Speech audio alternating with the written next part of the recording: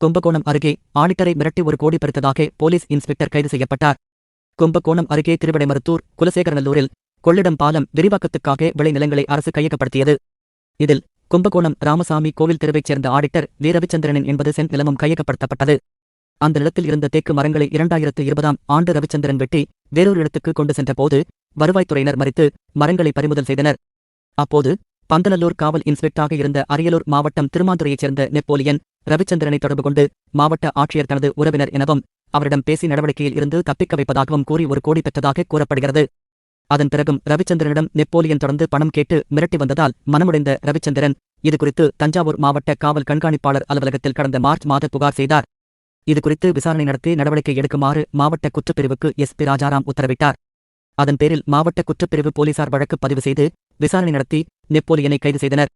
இவர் தற்போது தருமபுரி மாவட்டத்தில் போலீஸ் இன்ஸ்பெக்டராக பணிபுரிந்து வந்தார் என்பது குறிப்பிடத்தக்கது.